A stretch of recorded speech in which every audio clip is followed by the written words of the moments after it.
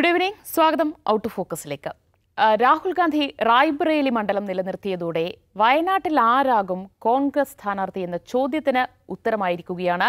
തെരഞ്ഞെടുപ്പ് ഗോതയിൽ വയനാട്ടിൽ നിന്ന് കന്നി അംഗത്തിനിറങ്ങുകയാണ് പ്രിയങ്ക ഗാന്ധി. നേരത്തെ പല പേരുകൾ വയനാട്ടിൽ മത്സരത്തിന് കോൺഗ്രസ് സ്ഥാനാർത്ഥിയായി ഉയർന്നു കേട്ടിരുന്നു. അതിൽ തൃശൂരിൽ തോറ്റ കെ മുരളീധരന്റെ പേര് വരെ ഉയർന്നിരുന്നു. ഒപ്പം ചില പ്രാദേശിക നേതാക്കളെ അടക്കം നേതൃത്വം പരിഗണിച്ചേക്കുമെന്ന വാർത്തകളൊക്കെ വന്നിരുന്നു. പക്ഷേ അതെല്ലാം പാർട്ടിക്കുള്ളിൽ തർക്കത്തിനും അതൃപ്തിയുമൊക്കെ ഉണ്ടാക്കും എന്ന സൂചനകളെ തുടർന്നാണ് പ്രിയങ്ക ഗാന്ധി എന്ന ആ ഒരൊറ്റ പേരിലേക്ക് നേതൃത്വം എത്തിച്ചേർന്നത്. കഴിഞ്ഞ ദിവസമാണ് ഖർഗെ തന്നെ പ്രിയങ്ക ഗാന്ധിയുടെ പേര് പ്രഖ്യാപിക്കുകയും ചെയ്തത്. എന്തായാലും വയനാട്ടിലെ കോൺഗ്രസ് പ്രവർത്തകർ വലിയ ആവേശത്തിലാണ്. രാഹുൽ ഗാന്ധി പോയാലും പകരം എത്തുന്നത് പ്രിയങ്ക ഗാന്ധി എന്ന ആശ്വാസത്തിലും ആവേശത്തിലുമാണ് അവരുള്ളത്. രാഹുൽ ഗാന്ധിയേക്കാൾ വൻ ഭൂരിപക്ഷത്തിൽ പ്രിയങ്ക ഗാന്ധി വിജയിക്കുമെന്ന് ഉറപ്പിച്ചു പറയുകയാണ് വയനാട്ടിലെ കോൺഗ്രസ് പ്രവർത്തകർ. ഇനി അവിടെ പോരാട്ടം എത്രത്തോളം ശക്തമായുള്ളതായിരിക്കും എന്നാണ് നമ്മൾ ചർച്ച ചെയ്യാൻ പോകുന്നത്.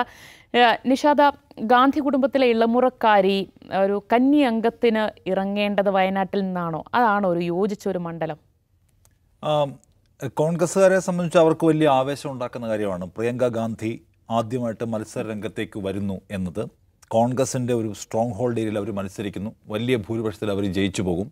കേരളത്തിലെ കോൺഗ്രസ്സുകാരെ സംബന്ധിച്ചും കോൺഗ്രസ് അനുഭാവികളെയും UDF നേതാക്കളെയും പ്രവർത്തകരെയും ഒക്കെ സംബന്ധിച്ചും ഇത് ഭയങ്കര ആവേശം ഉണ്ടാക്കുന്ന സംഗതിയാണ്. രാഹുൽ ഗാന്ധി വയനാട് ഒഴിഞ്ഞുവെങ്കിലും ഒഴിയുന്നതിൻ്റെ ഫീലില്ല എന്ന് മാത്രമല്ല, കൂടുതൽ എക്സൈറ്റിംഗ് ആയിട്ടുള്ള ഒരു സാഹചര്യം അവിടെ രൂപപ്പെടുന്നു. പ്രിയങ്ക ഗാന്ധി വരികയാണ് എന്നത്. പക്ഷേ പ്രിയങ്ക ഗാന്ധി ഈ ലോക്സഭാ 2024 ലോക്സഭാ തെരഞ്ഞെടുപ്പിന് ശേഷമുള്ള ഒരു സിനാരിയോ നമ്മൾ പ്രത്യേകമായി എടുത്ത് പരിശോധിക്കുമ്പോൾ ഇന്ത്യ സഖ്യവും അതിൻ്റെ നേതൃനിരയിൽ നിൽക്കുന്ന പാർട്ടിയായ കോൺഗ്രസും വയനാട് സീറ്റിൽ പ്രിയങ്ക ഗാന്ധിയെ പോലെ ഒരു പ്രധാനപ്പെട്ട നേതാവ് മത്സരിക്കാൻ, ഒരു ദേശീയ നേതാവ് മത്സരിക്കാൻ എടുത്ത തീരുമാനം എന്തുമാത്രം വിശാലാർത്ഥത്തിൽ ശരിയാണ് എന്ന ക്വസ്റ്റ്യൻ ഉണ്ട് എന്നാണ് ഞാൻ വിചാരിക്കുന്നത്. 2024 തെരഞ്ഞെടുപ്പിൻ്റെ കാര്യം എടുത്താൽ തെരഞ്ഞെടുപ്പ് പലതരത്തിലുള്ള ഒരു എന്താ പറയുന്നത്, വലിയ പോരാട്ടത്തിൻ്റെതായിരുന്നു. എങ്ങോട്ടൊക്കെയാണ് മറിയുക, ആരാണ് വിജയിക്കുക, ഒരു സർക്കാർ മാറുമോ എന്നൊക്കെയുള്ള വലിയ ആകുലതകളുള്ള അട്ടിമറികൾ ഭയപ്പെട്ടിരുന്ന ഒരു സമയമായിരുന്നു. ആ സമയത്ത് രാഹുൽ ഗാന്ധി നോർത്തിൽ മാത്രം മത്സരിക്കാൻ തീരുമാനിച്ചാൽ ഒരു പക്ഷേ അയാൾക്ക് ചിലപ്പോൾ അടിതെറ്റിയേക്കാം എന്ന ഭയം കൊണ്ടുകൂടി ആയിരിക്കണം വയനാട് കൂടി നിലനിർത്താം എന്ന് അവർ തീരുമാനിക്കുന്നത്. പക്ഷെ നോക്കൂ, ഈ തെരഞ്ഞെടുപ്പിൻ്റെ ഫലം പുറത്തു വരുമ്പോൾ നമ്മൾ കാണുന്നത് അങ്ങനെ രാഹുൽ ഗാന്ധിയെ രാജ്യം കൈവിടുകയല്ല ചെയ്യുന്നത്. രാഹുൽ ഗാന്ധി നേതൃത്വം കൊടുക്കുന്ന പാർട്ടിയെയും മുന്നണിയെയും രാജ്യം കൂടുതൽ പ്രതീക്ഷയോടെ സ്വീകരിക്കുന്നതാണ് നമ്മൾ കാണുന്നത്. പക്ഷേ സിനാരിയോ മാറി എന്ന് വെച്ചാൽ അപകടകരമായ ഒരു സാഹചര്യത്തെ അല്ല ഇപ്പോൾ കോൺഗ്രസോ ഇന്ത്യ മുന്നണിയോ അഭിമുഖീകരിക്കുന്നത്. മാത്രമല്ല, ഹിന്ദി ഹാർട്ട്ലൻഡിൽ രാഹുൽ ഗാന്ധിയെയും അദ്ദേഹത്തിൻ്റെ കുടുംബത്തെയും ആ പാർട്ടിയെയും എല്ലാം ആളുകൾ സ്വീകരിക്കുകയാണ്. അമേഠിയിൽ ഗാന്ധി കുടുംബത്തിൻ്റെ പെട്ടിയെടുപ്പുകാരൻ എന്ന ആക്ഷേപം നേരിട്ട ആൾ പോലും മോദിയേക്കാൾ ഭൂരിപക്ഷത്തിൽ വിജയിക്കുന്നത് കണ്ടു. അത്ര വലിയ ഒരു സ്വീകാര്യത അവർ നേടിയ സിറ്റുവേഷൻ ആൻഡ് സിനാരിയോ മാറിയ ഒരു തെരഞ്ഞെടുപ്പിന് ശേഷം കേരളത്തിലേക്ക് പ്രിയങ്ക ഗാന്ധിയെ പോലെയുള്ള വീണ്ടും ഒരിക്കൽ കൂടി കൊണ്ടുവരാൻ പാടുണ്ടോ എന്ന ചോദ്യത്തിന് ആ പാർട്ടി ഉത്തരം പറയേണ്ടതാണ്. കേരളത്തിൽ നമ്മൾ കാണുന്നത് ഇന്ത്യ സഖ്യത്തിൻ്റെ ഭാഗമായി നിൽക്കുന്ന ഇടതുപക്ഷ ജനാധിപത്യ മുന്നണിയുടെ ഒരു കേന്ദ്രവും കൂടിയാണ്. അവർക്കൊരുപക്ഷെ ഏറ്റവും കൂടുതൽ സീറ്റുകൾ ഉണ്ടാക്കാൻ കഴിയുമായിരുന്ന, ഇപ്പോഴും വോട്ട് ബേസിൻ്റെ കാര്യത്തിൽ അവർക്ക് കൂടുതൽ സാധ്യതയും സ്വാധീനവുമുള്ള ഒരു സംസ്ഥാനമാണ് കേരളം. അവിടെ ആവട്ടെ ഇടതുപക്ഷ ജനാധിപത്യ മുന്നണിയും ലെഫ്റ്റ് പാർട്ടികളും വലിയ ദൗർബല്യം അനുഭവിച്ച തെരഞ്ഞെടുപ്പാണിത്. ആ ദൗർബല്യം എന്ന് വെച്ചാൽ കേവലമായ ഒരു തെരഞ്ഞെടുപ്പ് പരാജയത്തിലോ ഭരണവിരുദ്ധ വികാരത്തിൻ്റെയോ മാത്രം അടിസ്ഥാനത്തിൽ തോറ്റുപോകുന്നത് മാത്രമല്ല, വലിയ തോതിലുള്ള ഒരു പാറ്റേൺ ഷിഫ്റ്റ് കേരളത്തിൽ ഉണ്ടാകുന്നത് നമ്മൾ കാണേണ്ട കാര്യമാണ്. എന്നുവെച്ചാൽ BJP ഇരുവർക്കും ഒരു ത്രെട്ടായിട്ട് ഉയർന്നു വരുന്ന സാഹചര്യം ഇവിടെ ഉണ്ട്. ആ സാഹചര്യത്തെ അഡ്രസ്സ് ചെയ്യാനും അനലൈസ് ചെയ്യാനുള്ള ബാധ്യത കോൺഗ്രസിനുണ്ടായിരുന്നാണ് ഞാൻ വിചാരിക്കുന്നത്. സാധാരണ ഒരു സംഗതിയല്ല, മറിച്ച് ഒരു ഒരു ഒരു ഒരു മൊത്തത്തിലൊരു ഒരു സാഹചര്യം പരിശോധിക്കുകയും ലെഫ്റ്റ് പാർട്ടികളോട് നമ്മൾ സ്വീകരിക്കേണ്ട സമയം ഇതാണോ, അവരെ തോൽപ്പിച്ചുകൊണ്ടാണോ രാഹുൽ ഗാന്ധിയും രാഹുൽ ഗാന്ധിയുടെ സഹോദരിയായിട്ടുള്ള പ്രിയങ്ക ഗാന്ധിയും വലിയ വിജയമുദ്രകൾ ചാർത്തേണ്ടത് എന്ന കാര്യം കുറച്ചുകൂടി രാഷ്ട്രീയ ഉത്തരവാദിത്തത്തോടുകൂടി അവർക്ക് ആലോചിക്കാൻ കഴിയുമായിരുന്ന കാര്യമാണ്. അതുണ്ടായില്ല എന്ന് മാത്രമല്ല, അവർ ഇങ്ങനെ ഒരു തീരുമാനം എടുക്കുകയും ചെയ്തു. അപ്പം രാഹുൽ ഗാന്ധി ഹിന്ദി ഹാർട്ട്ലാൻഡിൽ വേരുറപ്പിക്കാൻ തീരുമാനിക്കുന്നു. പ്രിയങ്ക ഗാന്ധിയും അങ്ങനെ ഒരു സ്റ്റാർട്ടിങ്ങിലേക്ക് പോയിരുന്നെങ്കിൽ അത് കുറച്ചുകൂടി ഒരു ഗുണമായനെന്നാണ്. ഇപ്പോൾ ഒരു ഉപതെരഞ്ഞെടുപ്പിൽ ഇവിടെ വന്ന് പ്രിയങ്ക ഗാന്ധി മത്സരിക്കുന്നത് കൊണ്ട് എന്ത് സംഭവിക്കാൻ പോകുന്നുള്ള ക്വസ്റ്റ്യനൊക്കെ ചോദിക്കാം. പക്ഷേ പ്രിയങ്ക ഗാന്ധി ഇവിടെ നിൽക്കുക എന്ന് വെച്ചാൽ കേരളത്തിൽ നിന്നുള്ള MP ആയിട്ട് അവർ മാറുകയാണ്. എന്ന് വെച്ചാൽ ഇനിയുള്ള തെരഞ്ഞെടുപ്പുകളിലും അത് UDFനെ സഹായിക്കാൻ പോകുന്നതും മറ്റ് പല തെരഞ്ഞെടുപ്പുകളിലും അത് സ്വാധീന ശേഷിയുള്ളതൊക്കെയാണ് അതുകൊണ്ട് തന്നെ ലെഫ്റ്റിനെ സംബന്ധിച്ച് കോൺഗ്രസ് അവരുമായിട്ടൊരു ഓപ്പൺ യുദ്ധം പ്രഖ്യാപിക്കുന്നു എന്നത് നല്ല കാര്യമായിട്ടല്ല എനിക്ക് പൊതുവെ തോന്നുന്ന കാര്യം. ഇപ്പോൾ രാഹുൽ ഗാന്ധിയുടേതായാലും അദ്ദേഹത്തിൻ്റെ കുടുംബത്തിൻ്റെയും നേതൃത്വത്തിൻ്റെയൊക്കെ ഭാഗത്ത് നിന്ന് ഇങ്ങനെ അപക്വമായ പല സംഗതികളും നമ്മൾ കണ്ടിട്ടുണ്ട്. രാഹുൽ ഗാന്ധി എന്തുമാത്രം സെലിബ്രേറ്റ് ചെയ്യപ്പെടുമ്പോഴും അവരുടെ ഭാഗത്ത് നിന്ന് ഇപ്പം ഈ തെരഞ്ഞെടുപ്പ് പ്രചാരണത്തിൻ്റെ ഒരു ഘട്ടത്തിലാണ് രാഹുൽ ഗാന്ധി ഇവിടെ ഒന്ന് ചോദിക്കുന്നത്, ഡൽഹിയിലെ മുഖ്യമന്ത്രി അരവിന്ദ് കെജ്രിവാളിനെ പോലും പിടിച്ചകത്തിട്ടു, എന്തുകൊണ്ട് പിണറായി വിജയനെ അറസ്റ്റ് ചെയ്യുന്നില്ല? ഇന്ത്യ സഖ്യത്തിൻ്റെ ഭാഗമായ ഒരു മുഖ്യമന്ത്രിയെ എന്തുകൊണ്ട് ദേശീയ സർക്കാരിൻ്റെ പോലീസ് അറസ്റ്റ് ചെയ്യുന്നില്ല എന്ന അപക്വമായ ചോദ്യം രാഹുൽ ഗാന്ധി ഈ തെരഞ്ഞെടുപ്പ് പ്രചരണത്തിനിടയ്ക്ക് ചോദിക്കുന്നുണ്ട്. അപ്പോഴാണ് പിണറായി വിജയൻ പറയുന്നത്, പണ്ട് അദ്ദേഹത്തെ എതിരാളികൾ ചില പേരുകൾ വിളിച്ചിരുന്നു, ആ പേരിൽ നിന്ന് അദ്ദേഹം ഇനിയും പാകപ്പെട്ട് വളർന്നിട്ടില്ല എന്ന് സംശയമുണ്ടാക്കുന്നതാണ് ഇത്തരം സ്റ്റേറ്റ്മെൻറ്റ് എന്ന് പിണറായി വിജയൻ പറയുന്നത് അതിന് മറുപടിയായിട്ടാണ്. അപ്പോൾ കേരളത്തോടുള്ള സമീപനത്തിൽ ഈ ടവറിംഗ് ലീഡേഴ്സായിട്ടുള്ള ആളുകൾ എവിടെ നിന്ന് മത്സരിക്കണം, എവിടെ നിന്ന് നേട്ടമുണ്ടാക്കണം, എവിടെയൊക്കെ രാഷ്ട്രീയ സന്ദേശം കൊടുക്കണമെന്ന കാര്യത്തിൽ കുറച്ചുകൂടി ഉത്തരവാദിത്ത സമീപനം അല്ലെങ്കിൽ കുറച്ചുകൂടി വിശാലമായ കാഴ്ചപ്പാട് കോൺഗ്രസിൻ്റെ ഭാഗത്തു നിന്ന് ഉണ്ടാവണം എന്നാണ് എനിക്ക് തോന്നുന്ന കാര്യം. ലെഫ്റ്റ് അതിനെ കൈകാര്യം ചെയ്യുന്നത് ഇവിടെ നിന്ന് വഞ്ചിച്ചു പോയി, ഈ രാഹുൽ ഗാന്ധിയെ വിശ്വസിക്കാൻ കൊള്ളാത്ത ആളാണെന്നൊക്കെ, അതും ഒരു അർത്ഥത്തിൽ അവർക്ക് ഗുണപ്പെടുന്ന ഒരു സ്ട്രാറ്റജിയാണ് എന്ന് തോന്നുന്നില്ല. കാരണം കേരളത്തിൽ ഈ പറയുന്ന ഇവർക്ക് അനുകൂലമായിട്ടുള്ള ഒരു സിമ്പതിയും സ്നേഹവും വികാരവും ഒക്കെ ഉണ്ടല്ലോ, അത് നിലനിൽക്കെ അവരെ നേരിട്ട് ആക്രമിക്കുക എന്നതും ഒരു കൗണ്ടർ പ്രൊഡക്റ്റീവായിട്ടുള്ള സംഗതിയായിരിക്കും. അപ്പോൾ അതുകൊണ്ട് അവരുടെ ആഭ്യന്തര കാര്യം അവർ നിർവഹിക്കട്ടെ എന്ന നിലയ്ക്ക് വേണമെങ്കിൽ അതിനെ ലെഫ്റ്റിന് കൈകാര്യം ചെയ്യാം. അതർവൈസ് അവർക്ക് ഇന്ത്യ സഖ്യത്തിനകത്തൊരു സീരിയസ് ആയിട്ടുള്ള ക്വസ്റ്റ്യൻ വരുത്താം. എന്തായാലും ഞാനതിനെ ഒരു ഇന്ത്യ സഖ്യത്തെ ശുഭവിശ്വാസത്തോടെ നോക്കുന്ന ഒരാളെന്ന നിലയ്ക്ക് വയനാട്ടിൽ പ്രിയങ്ക വന്ന് മത്സരിക്കുന്നതിനെ എനിക്കത്ര ഒരു ഹെൽത്തിയായ നല്ല സമീപനമായിട്ടല്ല തോന്നുന്നത്. യെസ്, അതാണ് ദാസർ, ഒരു ഉപതെരഞ്ഞെടുപ്പിലൂടെയാണോ പ്രിയങ്ക ഗാന്ധി കളത്തിലിറങ്ങേണ്ടത്? അതും കോൺഗ്രസിൻ്റെ ഉറച്ചുകോട്ടയായ വയനാട് മണ്ഡലത്തിൽ നിന്ന് തന്നെയാണോ തുടങ്ങേണ്ടത്? അങ്ങനെ ഒരുപാട് ചോദ്യങ്ങളുണ്ട്. ഒരു തെറ്റായ തീരുമാനമായി പോയി എന്ന് ദാസറിന് തോന്നുന്നുണ്ടോ? അല്ല, ഉറച്ചുകോട്ട ആണ് എന്നുള്ളതല്ല പ്രശ്നമായിട്ട് ഞാൻ കാണുന്നത്. ഈ പറഞ്ഞ മാതിരി BJPക്ക് എതിരായിട്ടുള്ള മുന്നണിപ്പട എന്നുള്ള നിലക്കാണ് പിന്നെ ഇന്ത്യ മുന്നണിയെ കാണുന്നത്. അതിൻ്റെ ഏറ്റവും ലീഡിങ് പൊസിഷനിൽ നിൽക്കുന്ന ഒരു ഫിഗറാണ് പ്രിയങ്ക ഗാന്ധി എന്ന് പറയുന്നത്. അവർ ഓഫ് കോഴ്സ് അവരുടെ സമ്മേളനങ്ങൾ, അവരുടെ റാലികൾക്ക് ആളുകൾ കൂടുന്നുണ്ട്. അവർ ജനങ്ങളുമായിട്ട് അതിഗംഭീരമായിട്ട് കമ്മ്യൂണിക്കേറ്റ് ചെയ്യാൻ കഴിയുന്ന ഒരു ലീഡറാണ്. ആളുകൾ അതിഭയങ്കരമായി അവരെ സ്നേഹിക്കുന്നുണ്ട്.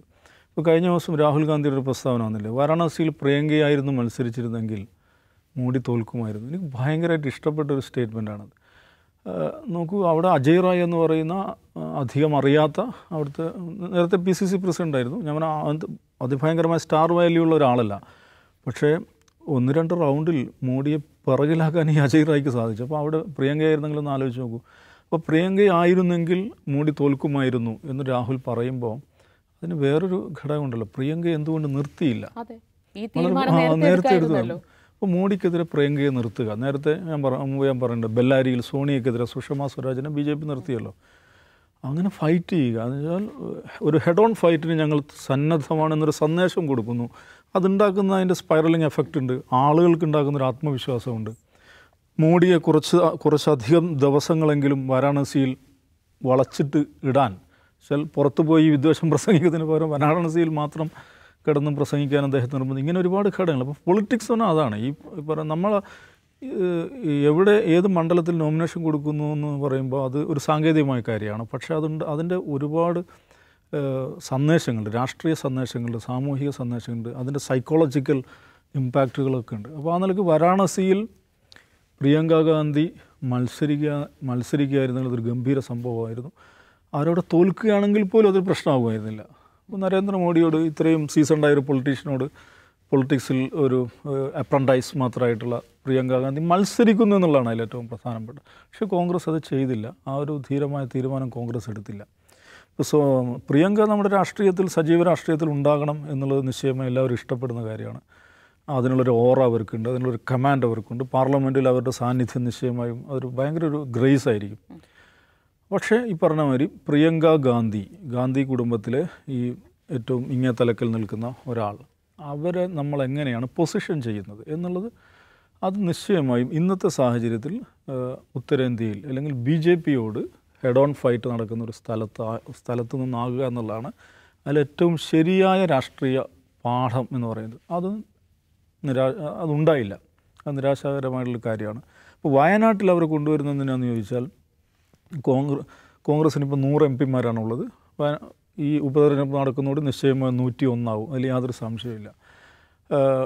പക്ഷേ 101 MP ഉണ്ടാക്കാൻ വേണ്ടിയല്ല അവരെ വയനാട്ടിൽ കൊണ്ടുവരുന്നത്. കേരളത്തിലെ കോൺഗ്രസ് നേതാക്കളുടെ അവരുടെ ഒരു താല്പര്യമാണ്.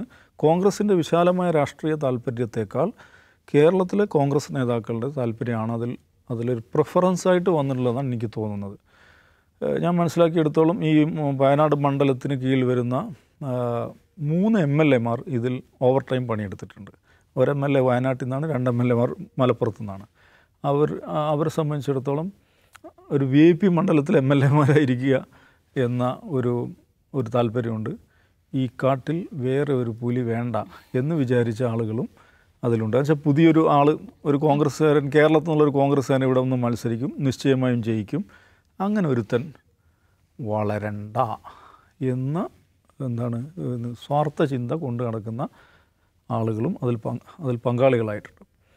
അപ്പോൾ അതുകൊണ്ട് ഇത് പ്രത്യേകിച്ചൊന്നും സംഭവിക്കാൻ പോകുന്നില്ല. ഇതിൽ എന്തെങ്കിലും പുതിയൊരു രാഷ്ട്രീയമായ എന്തെങ്കിലും ഒരു ഉണർവോ രാഷ്ട്രീയമായി പുതിയ എന്തൊരു സന്ദേശം കൊടുക്കൽ ഇതിലൂടെ നടക്കുന്നില്ല. കോൺഗ്രസിന് 101 MP എന്നുള്ളത് മാത്രമാണ് അതിനുശേഷം സംഭവിക്കുന്നത്. ഈ മത്സരത്തിലൂടെ പ്രത്യേകിച്ചൊന്നും സംഭവിക്കാൻ പോകുന്നില്ല.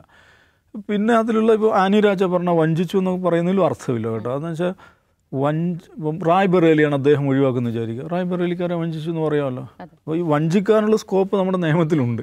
രണ്ട് സീറ്റിൽ നിന്ന് ഒരേ സമയം റെപ്രസെൻ്റ് ചെയ്യാൻ പറ്റില്ല.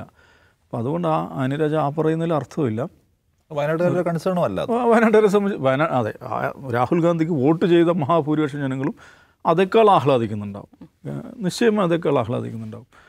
പക്ഷേ ഈ പറയുന്ന ഈ പൊളിറ്റിക്കൽ കമ്മ്യൂണിക്കേഷൻ എന്ന് പറഞ്ഞ സംഗതിയാണ്, അതാണ് ഞാൻ പറയുന്ന പോയിൻ്റ്. ഈ BJP ചെയ്തുകൊണ്ടിരിക്കുന്നത് അതാണ്.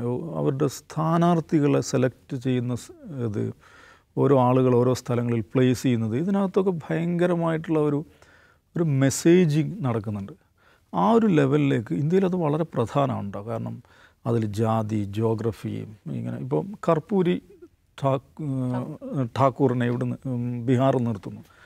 അപ്പോൾ കർപ്പൂരി ഠാക്കൂറിൻ്റെ മകനെ നിർത്തുന്നു. അത് കൊടുക്കുന്ന സന്ദേശം എന്താണ്? അത് കോൺഗ്രസിൻ്റെ എക്കാലത്തെയും ഒരു പ്രതിഭാശാലിയായിട്ടുള്ള ഒരു രാഷ്ട്രീയക്കാരൻ്റെ, ഉത്തരേന്ത്യയിൽ വ്യാപകമായ വേരുകളുള്ള ഒരു പൊളിറ്റിക്കൽ ഡൈനാസ്റ്റിയുടെ അതിൻ്റെ ഇങ്ങേ തലക്കുള്ള ഒരാൾ BJP ടിക്കറ്റ് കൊടുത്ത് നിർത്തുന്നു. അപ്പോൾ അതിലൂടെ കൊടുക്കുന്നൊരു സന്ദേശമുണ്ട്. ഇങ്ങനെ പല ഘടകങ്ങളുണ്ട്. ഈ സ്ഥാനാർത്ഥികളെ നിർണ്ണയിക്കുന്നതിൽ, സ്ഥലങ്ങൾ നിശ്ചയിക്കുന്നതിലൊക്കെ പല ഘടകങ്ങളുണ്ട്. അത് നോക്കുമ്പോൾ രാഷ്ട്രീയമായി ഒരാഴമില്ലാത്തൊരു തീരുമാനം, രാഷ്ട്രീയമായി മോശമായ തീരുമാനം, തെറ്റായ തീരുമാനം ഞാൻ പറയുന്നില്ല, രാഷ്ട്രീയമായി ആഴമില്ലാത്തൊരു തീരുമാനമാണ്. വയനാട്ടിനെ സംബന്ധിച്ച് ഇപ്പോഴത്തെ ഈ ഒരു ഘട്ടത്തിൽ, ഞാൻ വയനാടുമായി ബന്ധപ്പെട്ട ചർച്ച നടക്കുന്ന ആദ്യ ഘട്ടത്തിൽ മാസങ്ങൾക്ക് മുമ്പ് പറഞ്ഞൊരു അഭിപ്രായമുണ്ട്. ആ അഭിപ്രായം തന്നെയാണ് ഞാൻ ആവർത്തിക്കുന്നത്. വയനാട്ടിൽ നിങ്ങൾ സ്ഥാനാർത്ഥിയായിട്ട് നിർത്തുന്നുണ്ടെങ്കിൽ ബിൽക്കീസ് ബാനുവിനെ നിർത്തൂ എന്നാണ് ഞാൻ പറയുക. കാരണം നമ്മുടെ പാർലമെൻറ്റിൽ അമിത്ഷായുടെയും മോഡിയുടെയും മുഖത്ത് വിരൽ ചൂണ്ടി സംസാരിക്കുന്ന ഒരു സ്ത്രീ, ഇന്ത്യയിലെ ഫാസിസത്തിനെതിരായ ഇന്ത്യൻ ഫാസിസം എന്താണ് എന്നതിൻ്റെ ജീവിക്കുന്ന ഉദാഹരണമാണ് ബിൽക്കീസ് ബാനു. ഫാസിസത്തിനെതിരായ പോരാട്ടം എന്താണ് എന്നതിൻ്റെ ജീവിക്കുന്ന ഉദാഹരണമാണ് ബിൽക്കീസ് ബാനു. എങ്ങനെയാണ് ഏറ്റവും താഴേക്കിടയിൽ നിന്ന്, ഏറ്റവും ദുർബലമായ അവസ്ഥയിൽ നിന്നും എന്നാണ് സാഹിത്യഭാഷയിൽ പറയുന്നത്, ഫീനിക്സ് പക്ഷിയെ പോലെ എന്നൊക്കെ പറയുന്നത്, ഉയർത്തെഴുന്നേറ്റ് വന്ന് പൊരുതി നിൽക്കുന്നത് എങ്ങനെയെന്ന് സർവ്വ ഇന്ത്യക്കാരെയും പഠിപ്പിച്ച അസാധാരണ പ്രതിഭാശാലിയായിട്ടുള്ള, ഇന്ത്യയിലെ സ്ത്രീവാദികൾ പൂജിച്ച് ആദരിക്കേണ്ട, ഫാസിസത്തിനെതിരായ പോരാട്ടത്തിൽ ഇന്ന് ജീവിക്കുന്ന ഏറ്റവും കരുത്തുള്ള പ്രതീകമാണ് ആ സ്ത്രീ. അവരെ വയനാട്ടിൽ കൊണ്ടുപോയി നിർത്തി പാർലമെൻറ്റിലേക്ക് അയക്കുകയും അവരിങ്ങനെ പാർലമെൻറ്റിൽ സംസാരിക്കുകയും അമിത്ഷായും മോഡിയും അത് കേട്ടു നിൽക്കുകയും ചെയ്യുന്ന ഒരു ദിവസം സ്വപ്നം കാണുന്ന ഒരാളാണ്. യെസ്, എന്തായാലും പ്രിയങ്ക ഗാന്ധി വയനാട്ടിലേക്ക് വരുന്നതിനെ കോൺഗ്രസ് പ്രവർത്തകർ വലിയ ആവേശത്തോടെ, സന്തോഷത്തോടെ ഇരു കൈയും നീട്ടി സ്വീകരിക്കുകയാണ്. പക്ഷേ അവിടെ ചില രാഷ്ട്രീയ ചോദ്യങ്ങൾ ഉയർന്നു വരുന്നുണ്ട്. അതിനുള്ള ഉത്തരം കൂടി കോൺഗ്രസ് നൽകേണ്ടി വരും.